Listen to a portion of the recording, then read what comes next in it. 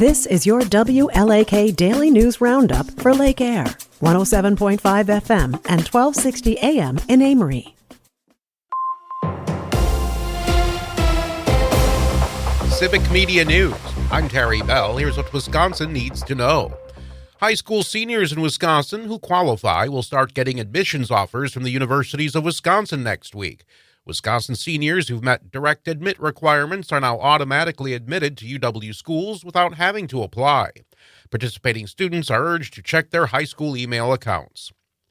All the rain we've been getting lately increases the risk of agricultural pollution running into lakes, rivers, and streams. Chrissy Kasserman monitors large factory farms for the group Food and Water Watch. We see climate change making these storms bigger, they're more intense, they flood these manure lagoons, which creates a really potentially deadly mess of pollution for people who live downstream that have to deal with. Kasserman says ratepayers and well owners usually end up paying.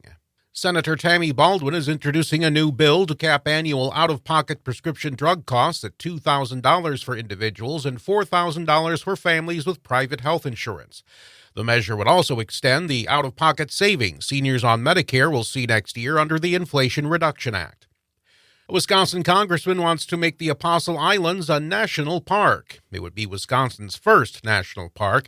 Representative Tom Tiffany's bill would also designate Sand Island as a national preserve so people could keep hunting there. The Apostle Islands National Lakeshore is famous for its natural beauty, cultural history, and hiking and kayaking.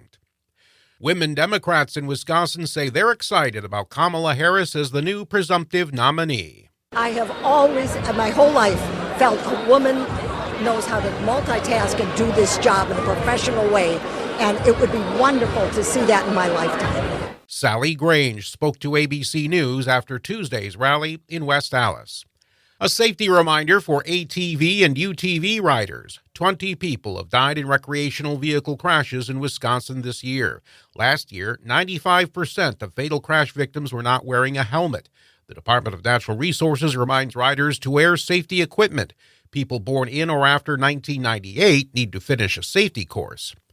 I'm Terry Bell, Civic Media News. Here's what you need to know closer to home. For WLAK News, I'm James Kelly. A new substance abuse recovery center is open in Superior. According to a Northern News Now report, Highlands Restoration and Wellness opened its doors this summer with the goal of helping women recover from substance abuse disorders. Founder of the recovery center, Emily Mack, says the region is underserved in this regard, and the closest similar facility is in Eau Claire. The recovery residence has space for 16 inpatient clients who can stay for anywhere between 3 to 12 months, depending on their recovery needs. Wisconsin's fishing enthusiasts will soon be able to carry firearms with them when out on the waters. On Wednesday, the Wisconsin Department of Natural Resources agreed to rescind the rule that prevented anglers from carrying firearms after the ban was challenged in a lawsuit by the Wisconsin Institute for Law and Liberty. In the lawsuit, the conservative group argued that the 1999 rule was overly broad and limited all firearms along the state's waters. Anglers will still be prohibited from using a firearm to shoot fish. Duluth community members held their own meeting regarding proposed ordinance changes by the city council. According to a WDIO report, residents and nonprofit representatives that attended the meeting shared their concerns that the changes would essentially criminalize homelessness without addressing the root causes, like a lack of shelter and housing beds. The city council had previously delayed the vote on the ordinances due to community pushback, and that vote is now scheduled for July 29th. Superior's Sidewalk Days got underway on Wednesday, featuring dozens of local vendors on the streets in the city's business district. According to a Northern News Now report, business district officials say the annual event provides a great opportunity for local businesses to show off their inventories to residents who may not know about them yet. The Sidewalk Days event will be open to the public through Saturday around Tower Avenue and Belknap Street, with some popular businesses offering great discounts. Essentia Health invited the public to meet their new surgical training assistance robots at St. Mary's Medical Center this week. According to a Northern News Now report, the new robots are meant to help train surgeons with specific types of surgeries, like knee replacements, bone cutting and grafting, and lung cancer diagnosis. Officials from the healthcare organization say the robots will make their team more efficient and provide pinpoint guidance for their highly trained surgeons. There are 4 of the robotic surgical tools in use. Fans of Duluth's new arena football team have gotten more heat than they've bargained for over the last 2 weekends. According to a Fox 21 report, the Duluth Entertainment Convention Center Arena's 57-year-old air conditioning unit was taken offline in 2023 after failing to pass inspection, and a new one may not be installed until next summer. DECC officials say there's a long process for getting the needed money and installing the new chiller, so until they do, they'll need to find other ways to keep the arena cool enough for fans.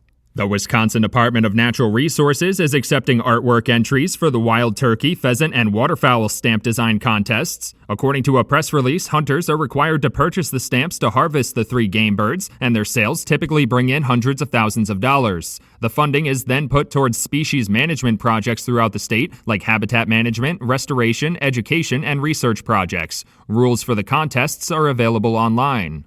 United States Congressman Tom Tiffany of Wisconsin's 7th Congressional District has proposed a bill to redesignate the Apostle Islands in the Northwest region from a national lakeshore to a national park. According to a Northern News Now report, Congressman Tiffany says the Apostle Islands' reclassification would strengthen conservation efforts, boost the local economy, and create new job opportunities. A hearing on the legislation in the House Natural Resources Subcommittee was scheduled for Wednesday. And that's what you need to know. For WLAK News, I'm James Kelly. The Brewers beat the Cubs again. Hi, I'm Mike Clemens with sports. The Brewers with another 9th-inning victory. William Contreras with a double to drive in Blake Perkins from first. Milwaukee winning 3-2 over the Cubs at Wrigley Field and winning the series 2-1. What did manager Pat Murphy think? Yeah, man, I don't think it was great. I don't think we executed great, but our bullpen was executed pitches. Wilson and Junis and Piamps. That's the stars of the game. They were great. Piamps was a big 3-2 pitch to lead off the 9th inning. Yeah, I mean, I firmly believe that to give us 8 innings of shutout, it's tough to do on the road. And yeah, I was really pleased with that. The Brewers placing Christian Yelich on the 10-day IL as he seeks medical advice for his chronic back pain. The 32-year-old Yelich telling reporters he may be looking at season-ending surgery. NFL, the Packers defense with another good day at practice, led by defensive back Eric Stokes, who was asked what's his focus in this training camp. Keep getting 1% better. That's what this whole defense about. For each and everybody, for everybody out there, to where we know for a fact we got to go at the end, and this is a Super Bowl. To be a Super Bowl defense, we want to be remembered as one of the best defenses out here. So we don't want to be we relying on the offense and all that stuff. We want us to when people think about the Packers, they think about our defense, not our offense. That's Eric Stokes. Talks on a Jordan Love contract continue. With sports, I'm Mike Clemens.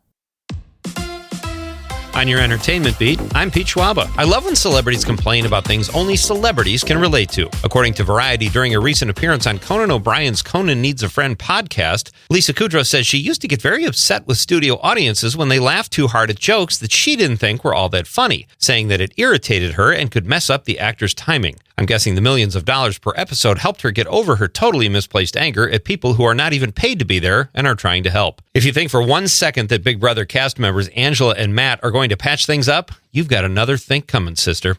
In a recent teaser for the show, Angela called Matt Crazy Eyes when he insinuated that she was a genuine threat to him. Whoa, it's on. I have to be honest, I've never seen the show, but after seeing this trailer, I have no idea how it's been on this long. In rhetorical question of the day news, do you think there will be a Twister sequel? According to Yahoo News, cast members are keeping the door open to the possibility of pocketing millions more dollars. But actress Katie O'Brien says when a movie is done really well, it doesn't need a sequel. Negotiating through the press much, Katie? Actor Brendan Perea thought a better idea might be to shoot a prequel. That's a great idea. Maybe take the S off and call it Twister. They might not be the brightest cast, but the film had the 3rd highest opening of the summer behind Inside Out 2 and Dune, so they did something right. Okay, sports fans, get ready for serious crooning as Celine Dion prepares to make a comeback during the Olympics. Word on the street is it will be during the opening ceremonies July 26th. This will mark the singer's first performance since 2022 when she stopped touring after being diagnosed with stiff person syndrome. I don't know much about stiff person syndrome, aside from it being named after Ben Affleck. Fans of the show Modern Family might appreciate a new similar reality show called Wayne Brady, The Family Remix. Brady pitched the idea as a sitcom, but said he got no respect from writers and turned to the reality world. Brady says the show promises to be authentic and real as his family deals with divorce, coming out, love, and loss. Brady says his family's life is so much more exciting than anything writers could create. That is probably true, but will it be funny? You can find out for yourself as the show premieres July 24th on Freeform. Okay, Wisconsin Jackass fans, are you ready for this? It's just been announced that comedian and on-screen nudist Steve-O will appear at the Fox Cities Performing Arts Center on Wednesday, November 13th. Tickets go on sale Friday, July 26th at 10 a.m. and can be purchased at the PAC website or Ticketmaster. Steve-O will perform in Thrivent Hall, and tickets will set you back about $42, which is a great deal if he keeps his pants on. For more showbiz fun, tune in to Nightlight with me, Pete Schwaba, weeknights from 7 to 9 p.m. on the Civic Media Radio Network. It is going to get warmer and more humid from today right on through the upcoming weekend. Today, mostly sunny with a high in the low 80s, a fairly light breeze out of the southeast today. Tonight, down into the low 60s. Tomorrow, sunny, 83 by the weekend. Sunny, warm, and muggy with highs in the mid to upper 80s. I'm meteorologist Sean Cable. Outside now, it's 61.